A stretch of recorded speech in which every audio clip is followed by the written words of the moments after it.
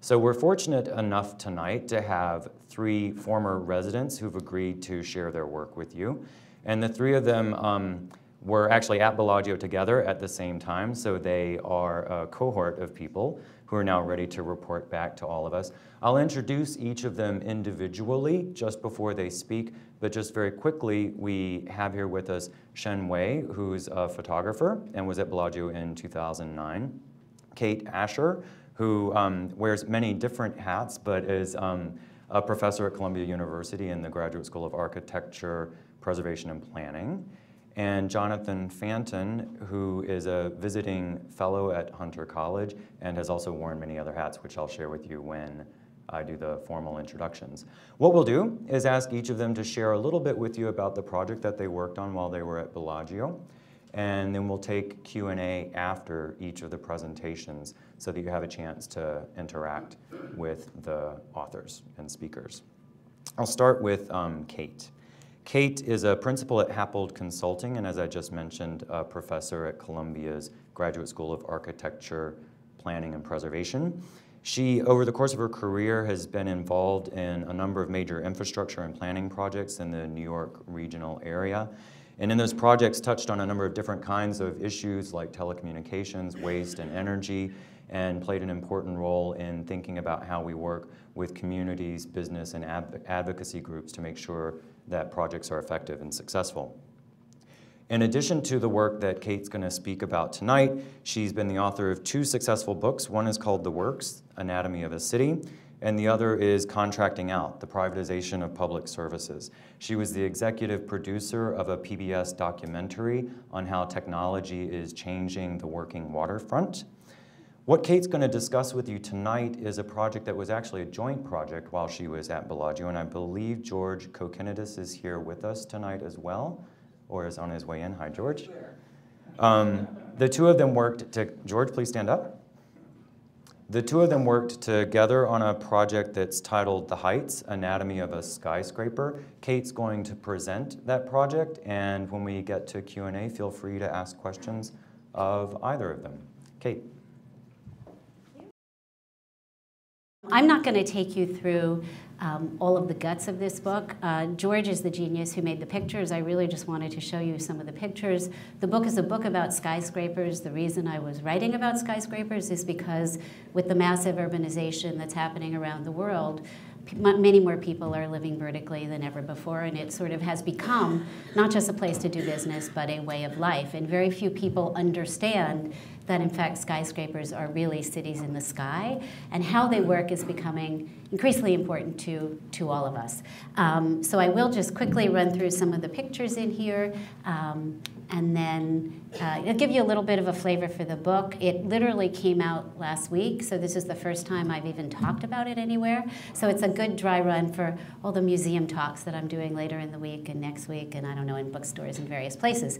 But anyway, just to give you a feel, there's a section on design, which is how skyscrapers are designed. This happens to show the Shanghai World Financial Center, which was a building done by Kohn Pedersen Fox. And what you will find in the book is an explanation of how you take an idea, in this case, the prism and the square, one representing the Earth and one representing the moon, and how they brought that together in the initial design, then moved through a series of economic setbacks that required them to redo the structure of the skyscraper. When it came to the penultimate drawing, which you see with a circle in it, that was actually the design of the building after years of planning. This was a building that was going in Shanghai, and the mayor of Shanghai decided that a Japanese developer should not be allowed to put a skyscraper with a circle at the top because it looked like the Japanese flag. So they ultimately had to redesign the building very late in the day and put that trapezoidal opening as a windbreak instead of the circular one, which undid all the connection to Chinese mythology, that, you know, all the meaning in the building. And it's now called the Can Opener Building, but it is like the world's 3rd tallest building, but it just goes to show how politics can play a role in even, you know, the most fantastic vertical architecture. This is a diagram that's actually been in, I guess it was in the Post last week. It's been in a couple magazines. People seem interested in it. This was a representation of about a 1.3 million square foot skyscraper, a mixed-use skyscraper with retail at the bottom, office and residential at the top, and what it would look like if you spread it out in the suburbs. Again, the idea is, you know, as we move to think about environmental issues and climate change, sprawl is not good, density is good, at least in some people's view. And when you take this skyscraper, which is fairly typical for a big building, at least in this city, and you spread it out in the suburbs, it covers 21 blocks. This is a really interesting one for the geeks among you, which is really about engineering and why skyscrapers happened. The building on the right shows you the steel frame that didn't exist before. Traditionally, skyscrapers had been held up by masonry walls, so you could only go to 6 or 7 floors. You couldn't build strong enough to go tall. It was really that steel frame that allowed buildings to go high, of course, with elevators and other kinds of interaction. This is an interesting fun fact that as a skyscraper doubles in height, the gravity load doubles, but the wind load grows by 4 times, or exponentially. And the point here is that skyscrapers are all about wind and trying to resist the wind. That is the greatest pressure as you move up in skyscrapers. When you hear about them swaying, they're designed to sway a little bit, or they really couldn't exist. This is one of the things that you find on top of some buildings in New York. The picture on the right is Taipei 101 in Taipei. They actually have dampers at the top to counteract the wind. They're either water or mechanical weights that move in the opposite direction of the wind to make sure that the skyscraper doesn't sway too much. It wouldn't break, but the people in it would get seasick, so there's all these fancy devices on the top of them to make sure they don't move too much. This is another one that people like, which I won't go through. I live on the 11th floor. I work on the 23rd floor. I'm in elevators every day, and I don't really like heights either, so it was really good to find out how an elevator works and all the different systems that make it so incredibly safe that the basic technology of an elevator hasn't really changed since Otis's day, which was 1853, if you can imagine that. People ask about water tanks in New York. You see them all over. I'm sure many of you are from the city. The old technology of water tanks still exists, sort of, but all water is really pumped up into buildings. So if there's a tank there, it isn't happening by gravity, not beyond the 6th floor. It's happening by pumps. And some of the buildings still do embrace water tanks, and some have completely mechanical pumping. People are always asking about fire and what happens in situations, and I try to explain to people in the book that there are some very sophisticated systems of sprinklers high up in buildings, so you very rarely get big outbreaks of fire in buildings. If you do, there are standpipes there which are really for the fire department to fight the fire with. Lots of people ask about terrorism since 9/11 and what's happening to skyscrapers to make them stronger. And these are just some of the new techniques that are being used to really make skyscrapers more robust. There's standoff distances. They're being hardened with more concrete. And people understand more about how blasts work, so you can protect against that.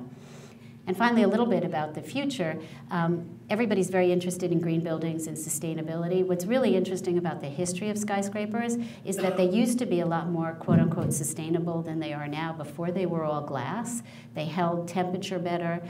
They were just much more protected from the outside. And so we're now in a stage of trying to kind of reinvent the past by bringing back some of those more energy-efficient technologies, use of daylighting, greater protection on windows, less glass in some cases, to really try to make skyscrapers more energy efficient. This one happens to be just a picture taken from the book that shows One Bryant Park, which is Douglas Durst's new building, new Bank of America headquarters here in the city. It's, you know, a platinum-rated building. It has a number of technologies that I won't go through in detail, but they're very interesting technologies that may or may not pay dividends financially, but they're certainly working for the environment. And just some quick slides of the future. The book, you know, looks ahead a little bit to ask how tall buildings will be. The building on the right is not, I reassure you, about to be built. It was an idea in the heyday of Dubai. There is one, however, in Jeddah called the Kingdom Tower, which is going to be built, which will probably be about 1 kilometer high. The tallest building today is the Burj Khalifa in Dubai, which is about 2,700 feet high. So there will continue to be these outliers that get built tall. I'm less interested in the tallest building than the fact that there will be many tall buildings. There are dozens of them going up at enormous heights, taller than the Empire State Building in Asia and in China. And they are there not just as commercial buildings, but as places for people to live. They're very strange shapes. The ones on the top have all been built. The ones on the bottom are visions that may or may not be built. And some of them are very energy efficient, some of them aren't. These are attempts to bring nature into buildings. And again, a lot of this has to do with money and what can pay. These, again, are the shapes. Most of these have been built, with the exception of the one on the lower left, which is a vision of something that may or may not happen. In Moscow, the CCTV tower in the lower middle is the headquarters of Chinese television. And then just to give you a quick idea of what's happened, Chicago and New York used to be the skyscraper cities. They still have lots of skyscrapers, but really the tall building activity, the vertical activity, the densifying activity that's really of interest to people who are interested in cities is not happening here. It's happening in the Middle East, and it's happening in Asia. It's happening in China. It's happening in Korea. And these circles really give you some sense of where the center of gravity in terms of vertical living is happening. So that's really it. And just to give you a slight historical perspective, Frank Lloyd Wright in 1956 came up with his idea for a mile-high tower. That's the one on the right. People thought it was unworkable, silly, and never going to happen. It was actually unworkable. You could build that tall, but you couldn't put people in there. But you can see how we're inching closer to that. This one does show the Kingdom Tower. It shows the Burj Khalifa. And I can't see the one on the left, maybe the Empire State Building, I'm not too sure what's on the left. But you see the scale we're talking about. The Burj Khalifa is now more than twice the size of the Empire State Building. So we're still going up. Thank you.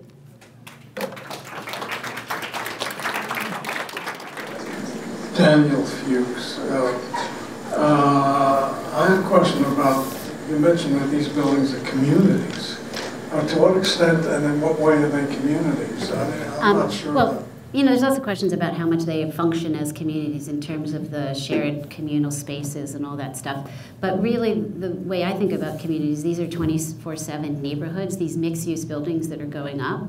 They're no longer just offices or just residential. They're offices with housing, sometimes with cultural space, sometimes with retail.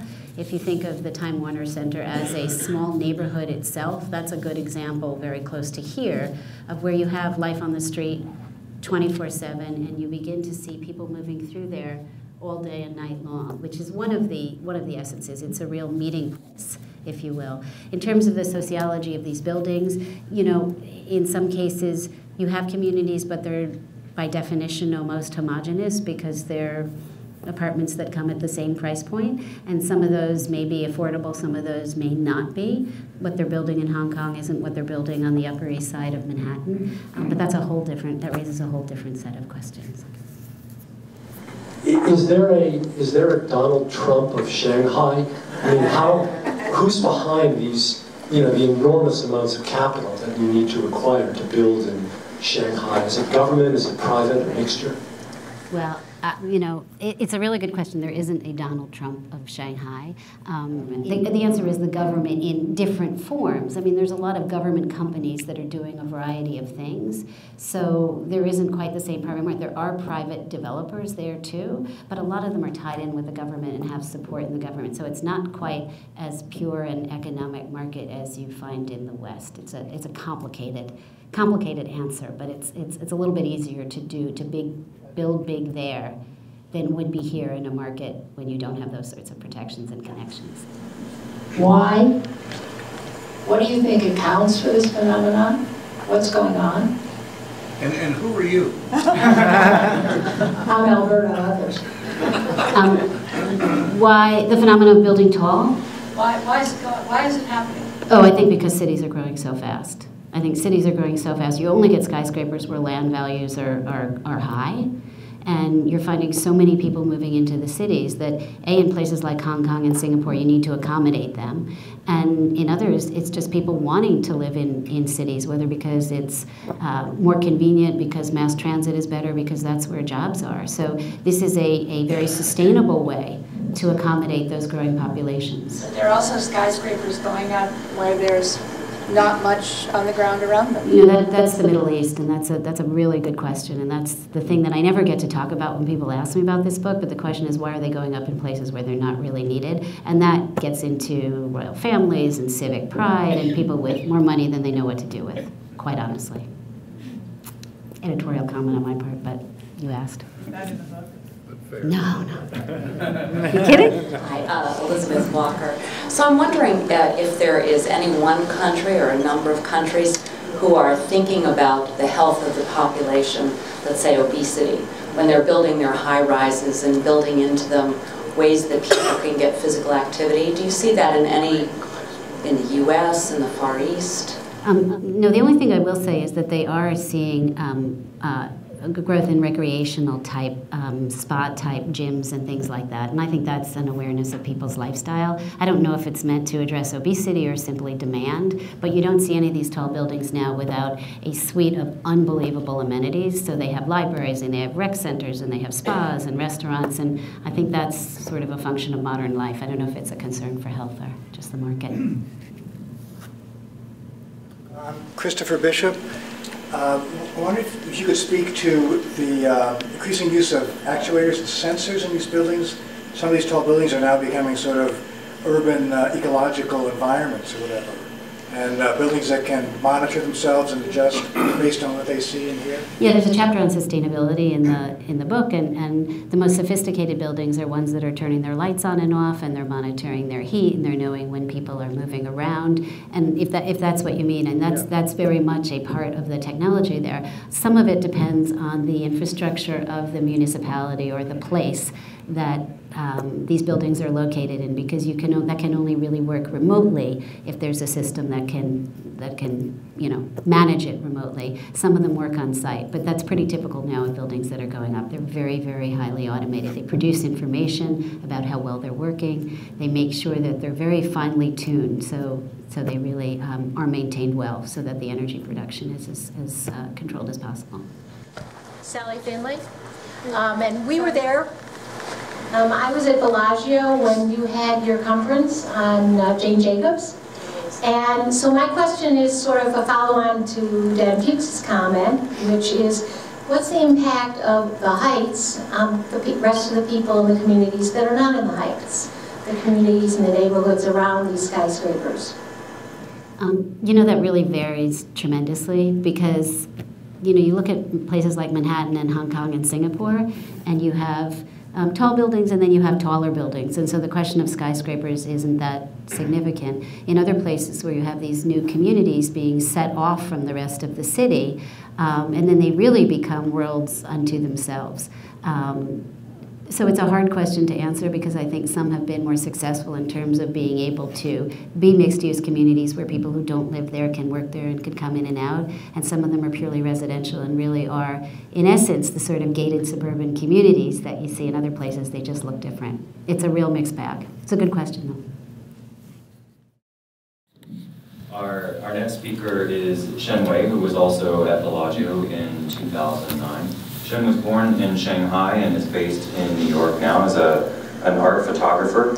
His work's been exhibited nationally and internationally in venues that include the Museum of the City of New York, the Getty Museum, the Library of Congress, the Museum of the Chinese in America, and the Museum of Contemporary Photography. His work has also been included in various publications, including The New Yorker, American Photo, Chinese Photography, and Life magazine in China. Shen was named one of the top 15 emerging photographers in the world by American Photo magazine in 2007. His Bellagio project is titled Chinese Sentiment. Shen?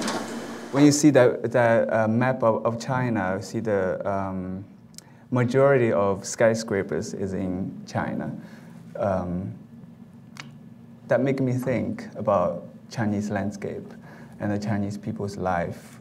They're all in the East Coast, which means majority of people living in China are not living in the skyscrapers and around the skyscrapers. So that comes to my book, Chinese Sentiment. I received my invitation from Bellagio in early 2008 during my first trip to China. I honestly very surprised to receive the invitation, and I felt enormous privilege to be included among many most respected scholars and artists. For me at the time, I was only 2 years out of graduate school, so this was the best encouragement I can ever ask for. My history as a photographer is rather short.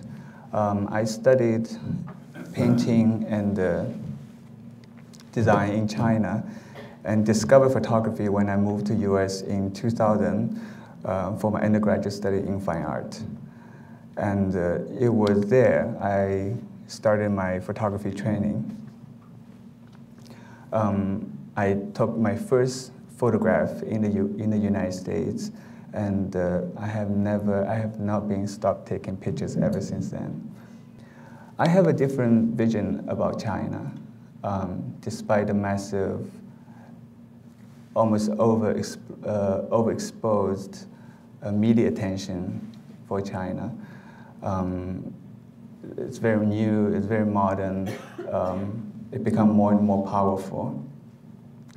But I wanted to do a China project that's very personal and from a very intimate perspective. I have always wanted to make a project about China. In 2008, I brought my camera with me back to China for a very long trip, and I started to explore the landscapes and the people. It was a quite emotional trip for me to see everything has changed so fast and so dramatically. Family, home, the city, everything has changed. I named the project Chinese Sentiment. Again, it's because so many media is about this new, powerful China, and I really wanted to show a China that I remembered, that I grew up with. A kind of China, it's so, most people in China that can relate.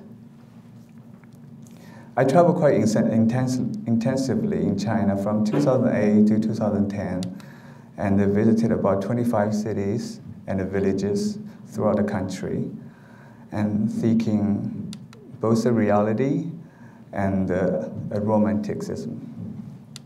From inside looking out, as well from outside looking in.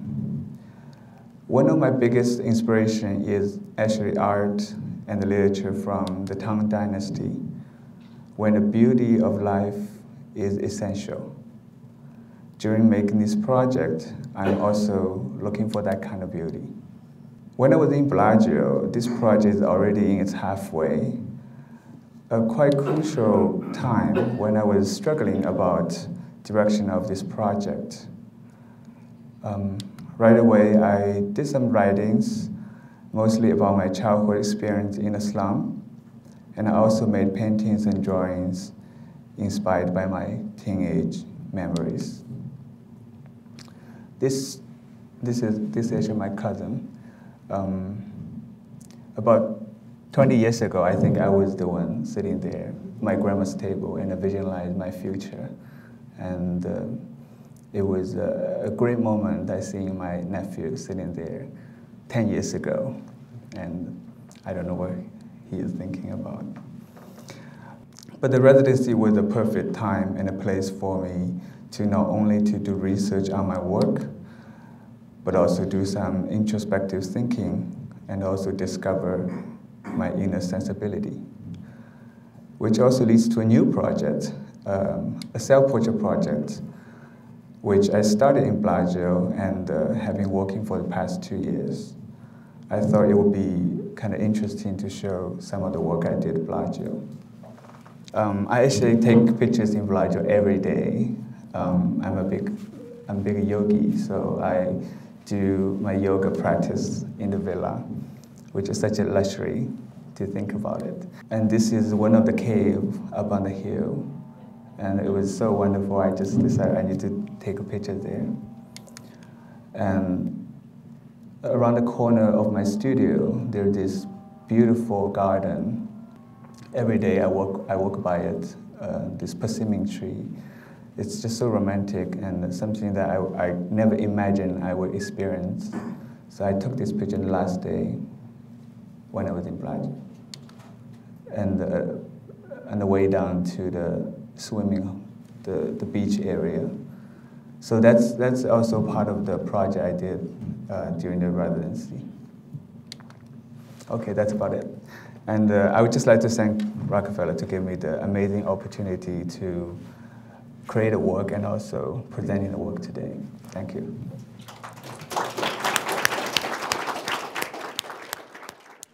Pictures in and around New York now that you're back. I mean, I love the China. Yes, I do actually. Yeah, I do a lot of traveling, and I think that's kind of a excuse to be a photographer in a way. That I can travel all over the world to make pictures. But I do take a lot of pictures in New York. But I haven't been a project about New York yet. I'm Joe Andres. Joe Andres. I was just wondering, do you ever work in film? Is this digital? They're film. They're film? Yeah, they're both. Do you ever work in digital? Yes, I do. I actually started to work on more digital photography. And so do you develop the photos yourself? Well, I'm actually work more digital than film. 2 years. You shoot in film and then work on Photoshop? Yes. And so when you're learning photography, do they still teach film? I mean, you're young, right? Well, I started photography study 10 years ago, and it was still a film, End of the film era, I think. I think by the end of my undergrad study, and the dark room already taken down, and everybody starting working on digital. So, but I think for fine art photography, most photographers still interested in using film because I think the digital, quality-wise, still not up to the standard as film. I agree. Thank you. And I'm just wondering, because 10 years is not a very long time, and you have this really magical, mystical relationship with what you photograph, and I'm wondering how these other art forms, like your writing and painting, how do they interact, and in what ways, if any, do they influence the way that you see and the way that you work?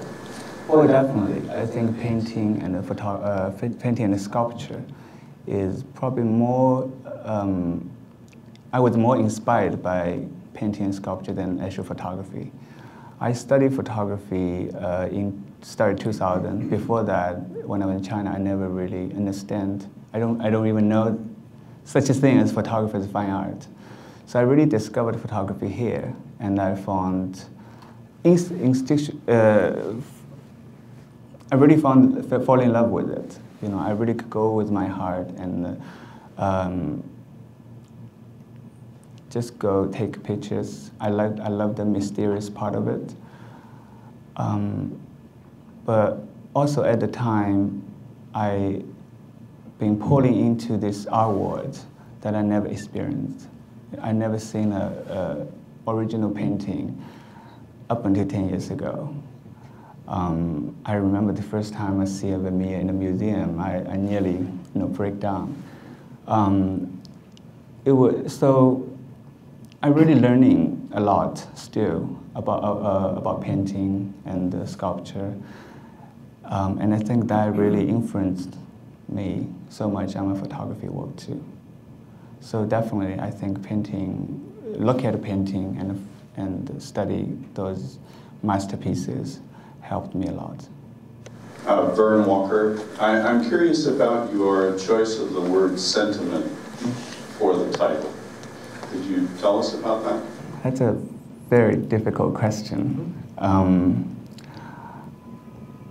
I think people, when I do the project, before I do the project, I was very interested in the modern China, the kind of China Kate is working with. And then I realized my life has been like that. I grew up in a very subtle way, I guess. No skyscrapers, no fancy things. And I think the most Chinese people are living that way, probably still now. It was that kind of sweet memories that agitated me to make a project like this. So that's why I picked the words sentiment. I think at every moment it's very sentimental. Everything I see is sentimental to me. Jonathan Fanton has offered to share a little bit with us about his work while he was at Bellagio. Jonathan is a visiting fellow at Hunter College, was the president of the MacArthur Foundation for a decade, and before that, president of the New School for Social Research for 17 years. He's currently the chair of the Africa Advisory Committee at Human Rights Watch, chair of Scholars at Risk, on the boards of Common Cause and the Asian Cultural Council, among others. He's the author of multiple publications, including a book on foundations and civil society and a book on the university and civil society. His Bellagio project is titled Historical Vignettes. Jonathan? Hearing these two presentations takes me back to the wonderful time. And this is an opportunity for all of us to reflect on one of the most beautiful places in the world, and a place that is so conducive to thinking and writing.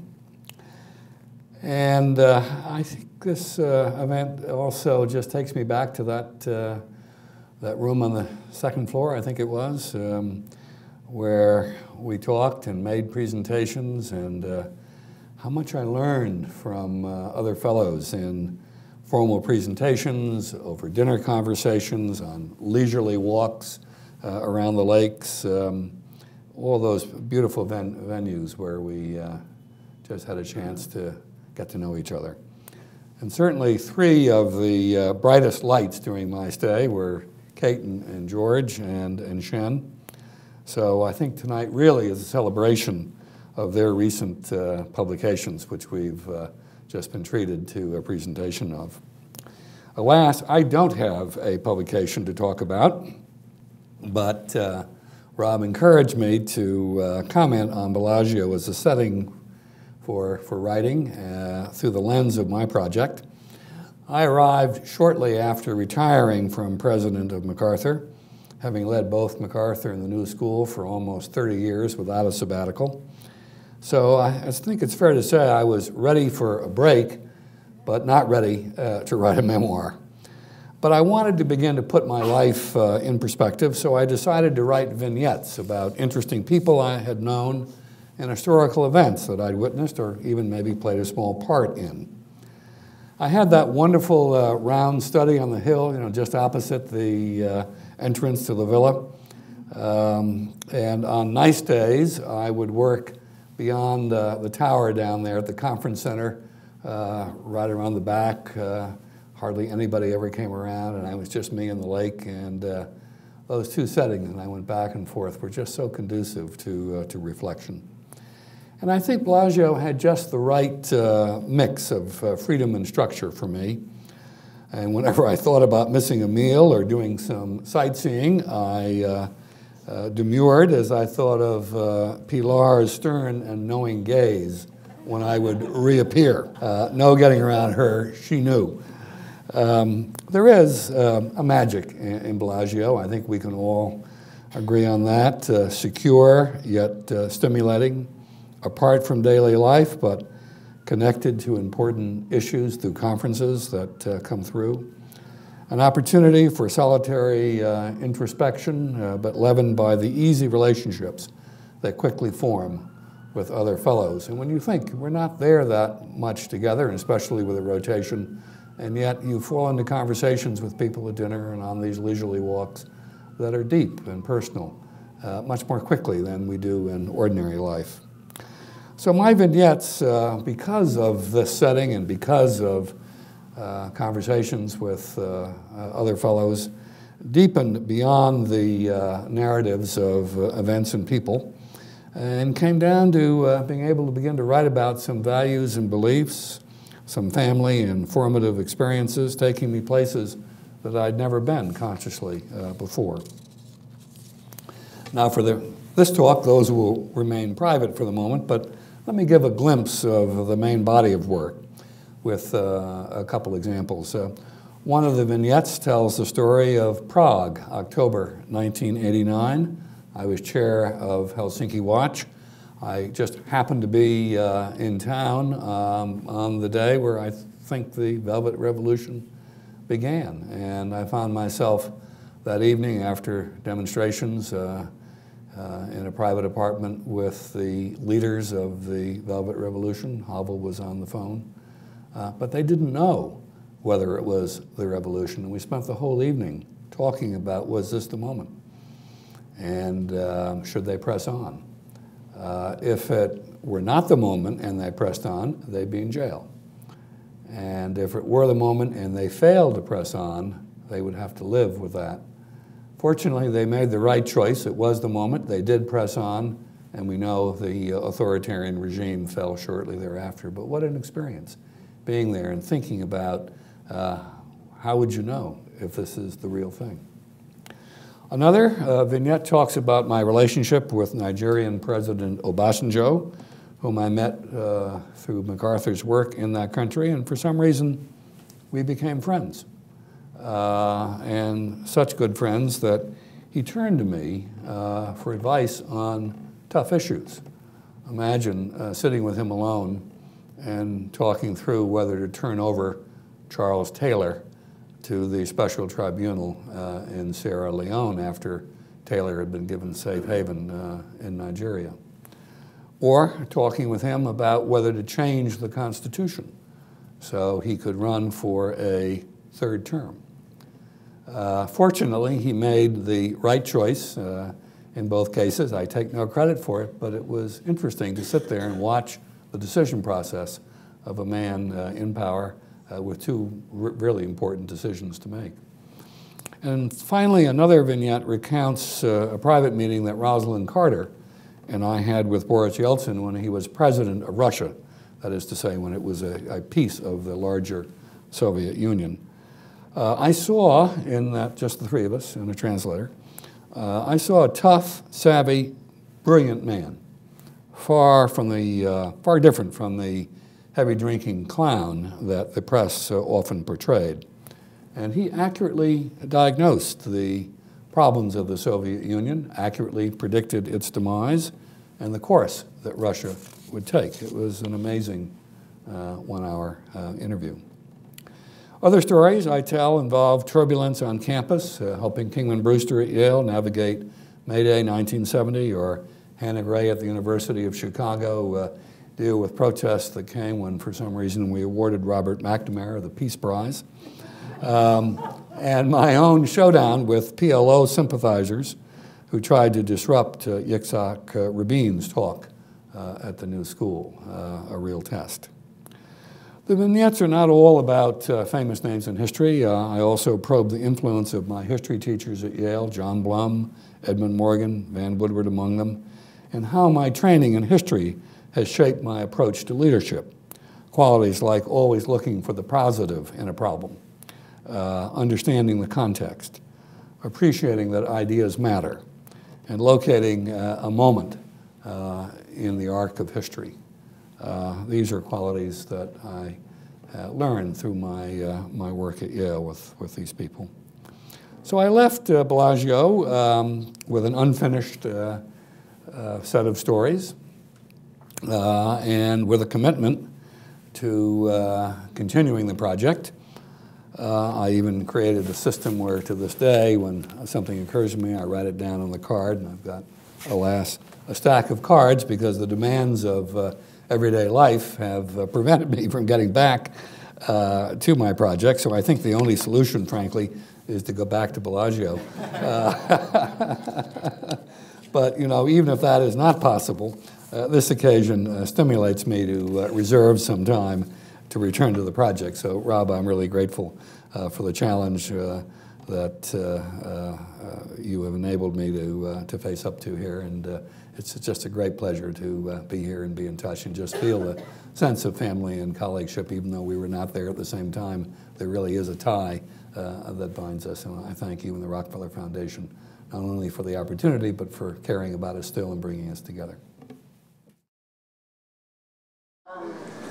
Hi, I'm Ardell Lister. I'm just curious in terms of those moments in one's life, like you were describing at Prague. Do you have any thoughts about the Occupy Wall Street project in terms of this particular moment? Yes, although I've never expressed them publicly, and they're not well formulated. I believe that if you look back over the last 100-some-odd years, there are cycles in history when people get fed up. And they're not all fed up about the same issue, necessarily. But you begin to get rumblings on campuses.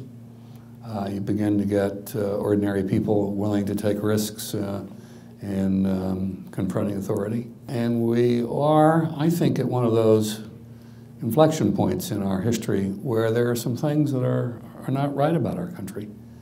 And there is disappointment in our leadership. And there is a sense that some basic American values like fairness, like equality of opportunity, are not being lived up to.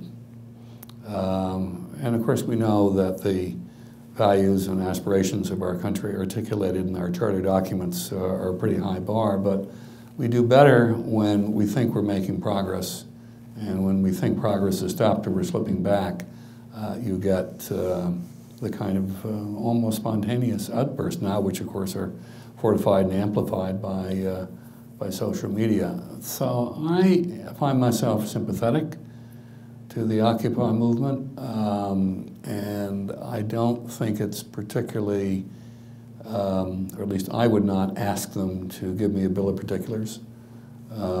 What's their program? How are they going to make the world better? What do they really want? I think that's for us to think about and talk about, rather than for them to give us a manifesto. And I say this, having been president of a university and chief of staff at another one and vice president of another one, and the target of some of these cycles of history. And I guess I'm more sympathetic now than I was then. I'm Florence Howe. I'm wondering whether you also wrote some bits and pieces about family. Yeah, I did. I did. I wrote, and there's more to do, but I wrote about I wrote about my father and my mother, but especially about my grandparents, and about how it felt living today more or less in the same place that my family settled in 1680, and how that sense of place and security resulted in a feeling of responsibility for the country. Sounds silly, sounds grandiose, but if your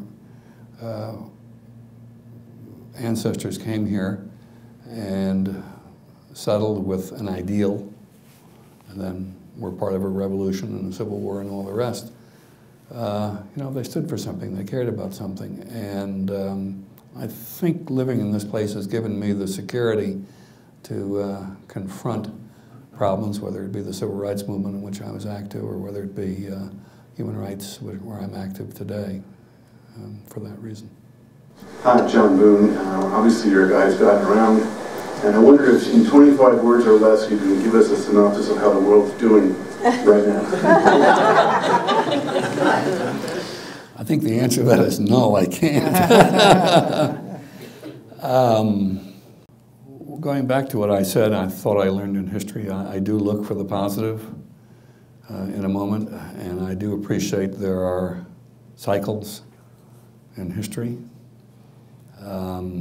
And it's easy enough, especially with the media, to focus only on the bad things. And there are plenty to be worried about. but I also, from my work at MacArthur, which has taken me all over the world, am inspired by all the talent, the determination, the hope that I see in the poorest places in this world. Nigeria gets a bad rap in the American press, but it's making progress. And I think of it as emblematic of Africa, because it is, after all, the largest sub-Saharan country, colonial creation, full of ethnic tensions. And yet, I think it is making progress. Uneven, slow, all the rest. And for me, that's kind of emblematic of countries that are developing. And there is basically a kind of shift that's happening in the world, and which ultimately is going to make the distance between the wealthiest countries and the poorest countries smaller. You talked about, Michael Holquist, you talked about about cycles in history and identified our current state as a pretty unhappy cycle. As someone who's been so involved with universities, can you say something about the impact of what's happening on the university as an institution in the United States? What I love about Bellagio and about this session is all the questions that you've asked, all three of us. But there's not been a silly or foolish or light question. They've all been profound and probing and maybe impossible. You know, the universities I know well are Yale, Chicago, and the New School, and now Hunter. And I think all are doing pretty well. And when I look at what we fought for at Yale by way of diversity, and how diverse many of these institutions now are, and especially welcoming to new immigrants, not all of them legal, I think that's a good thing, that our universities are engines of opportunity. I'm going to say something that will be controversial. I've been educating myself about for-profit universities, not just the elite ones that I've known. And you know, there are 3 million students who are studying at for-profit institutions, 3 million. And 41% of them are people of color. Many of them are newcomers to our country.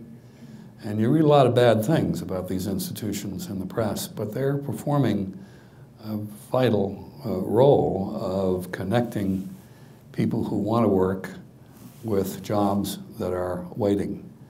And there's some number that I can't draw out, but President Obama mentioned the other day of the percentage of our unemployment that could be solved if we simply had the right skills in our workforce to match the jobs that are available. So this is not all a reflection of the economy. Some of it is the slowness of our established institutions, including community colleges, to adapt to the needs of the marketplace in a global economy where needs and opportunities are changing faster than ever. So I feel pretty good about the state of American higher education, but I do think the conventional institutions are slow at connecting students to where the job opportunities are. And I think they're slow, frankly, in understanding how technology